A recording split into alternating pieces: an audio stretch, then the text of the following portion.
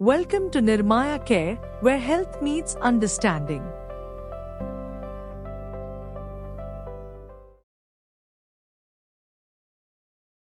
यह वीडियो मूल रूप से nirmayacare.com पर प्रकाशित हुआ था। इस वीडियो के बिना सेंसर किए और विज्ञापन रहित संस्करण तथा अन्य स्वास्थ्य शिक्षा सामग्री के लिए nirmayacare.com पर जाएं। तो आज हम बात करने वाले हैं पार्किंसन रोग के बारे में। ये एक ऐसी बीमारी है जो दुनिया भर में लाखों लोगों को और शायद हमारे कुछ अपनों को भी प्रभावित करती है। चलिए इस विश्लेषण में हम गहराई से समझते हैं कि ये बीमारी दिमाग में शुरू कैसे होती है और कैसे धीरे धीरे ये जिंदगी के हर पहलू पर अपना असर डालती है। अच्छा, सबसे पहले एक बात साफ कर लेते हैं। पार्किंसन सिर्फ बूढ़े होने का एक हिस्सा नहीं है। नहीं, कुछ ऐसे लक्षण हैं, ऐसे संकेत हैं जो हमें बताते हैं कि ये सामान्य उम्र बढ़ने से कहीं ज्यादा गंभीर मामला है। ये बात हम सबसे जुड़ी हुई है ना? जैसे जैसे हम बड़े होते हैं, हम अपने घर के बड़ों को भी उम्र दराज होते देखते हैं। वो पहले की तरह आसानी से चल फिर नहीं पाते। ये एक बहुत ही आम बात है, लेकिन कभी कभी इस आम सी दिखने वाली बात के पीछे कुछ और भी छिपा हो सकता है। तो फिर सवाल ये उठता है कि जब शर्ट के बटन बंद करने या चाय का कप उठाने जैसे छोटे छोटे रोज के काम भी मुश्किल लगने लगें, तो आखिर हो क्या रहा होता है? चलिए अब इसके पीछे के विज्ञान को समझने की कोशिश करते हैं। तो चलिए अब उतरते हैं इस बीमारी की जड़ तक।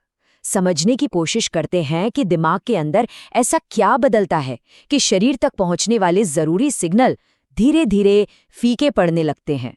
तो पार्किंसन रोग असल में एक न्यूरोलॉजिकल कंडीशन है, मतलब दिमाग से जुड़ी हुई, और ये प्रोग्रेसिव है, यानी समय के साथ धीरे धीरे बढ़ती जाती है।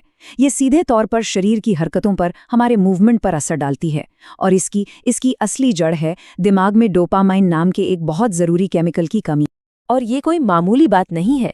ज़रा इस आंकड़े पर गौर कीजिए। 10 मिलियन, यानी दुनिया भर में 1 करोड़ से भी ज़्यादा लोग इस बीमारी के साथ जी रहे हैं। ये एक बहुत बहुत बड़ी संख्या है, और ये हमें याद दिलाता है कि ये एक ग्लोबल हेल्थ चैलेंज है। तो समस्या की जड़ क्या है? देखिए, हमारे दिमाग में कुछ खास सेल्स होते हैं जिन्हें न्यूरॉन्स कहते हैं। इनका काम है डोपामाइन बनाना। समझिए कि ये डोपामाइन की छोटी छोटी फैक्ट्री हैं।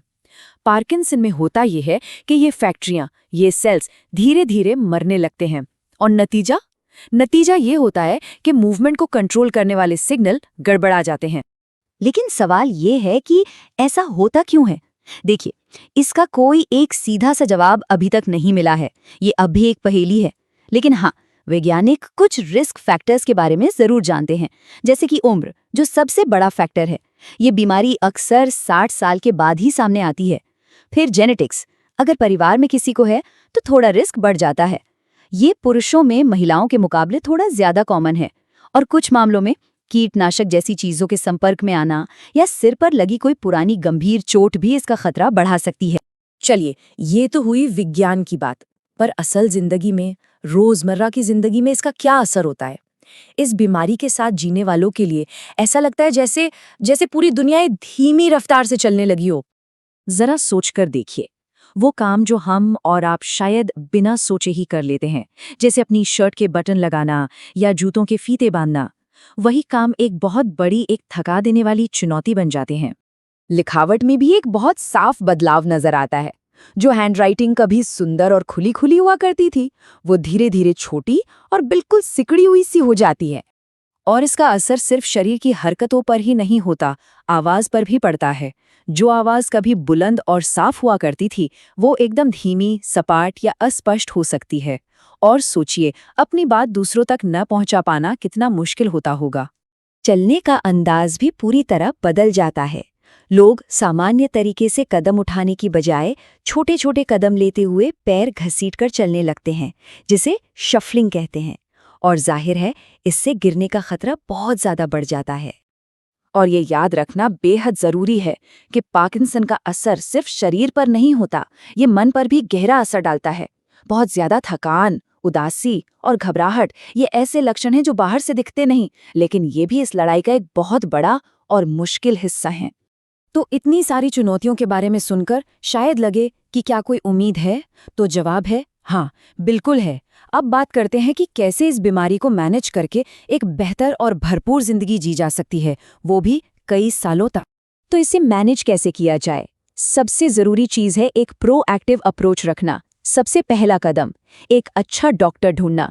पहले एक जनरल फिजिशियन और फिर एक न्यूरोलॉजिस्ट। दूसरा और शायद सबसे जरूरी, एक्सरसाइज। इससे लक्षणों को धीमा करने का सबसे अच्छा तरीका माना जाता है। फिर आती है थेरेपीज, जो खास मुश्किलों में मदद करती हैं। एक हेल्दी लाइफस्टाइल तो खैर नींव है ही, अच्छी नींद, अच्छा खाना और दिमाग को एक्टिव रखना। और हाँ, जब जरूरत हो और डॉक्टर सलाह दे तो दवाइयाँ भी एक बहुत अहम रोल निभाती हैं। चलिए इन थेरेपीज को थोड़ा और समझते हैं। फिजियोथेरेपी, ये चलने में, बैलेंस बनाने में और शरीर की जकड़न को कम करने में मदद करती है। स्पीच थेरेपी क्या करती है?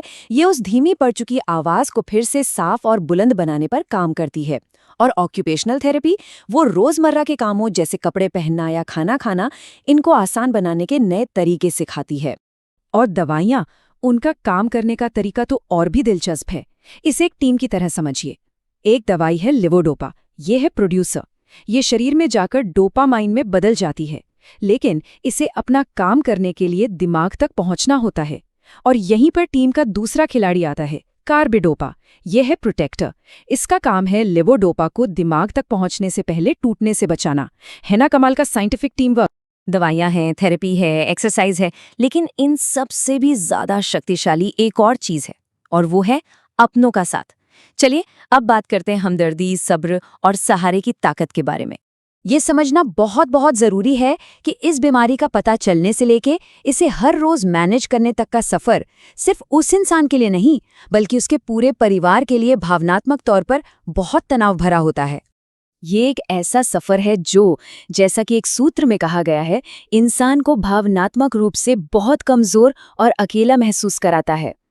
ये बात हमें याद दिलाती है कि शरीर की देखभाल जितनी जरूरी है, उतना ही जरूरी मन का और भावनाओं का ख्याल रखना भी है। और यहीं पर दोस्तों और परिवार का रोल सबसे बड़ा हो जाता है।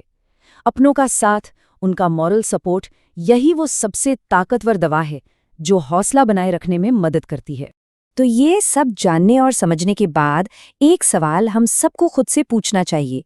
जब हम उनके संघर्षों को जानते हैं तो हम उनके प्रति और ज्यादा हमदर्द और सब्र रखने वाले कैसे बन सकते हैं? शायद इस सवाल का जवाब ढूंढना ही इस बीमारी से लड़ने में मदद करने का सबसे इंसानी तरीका है।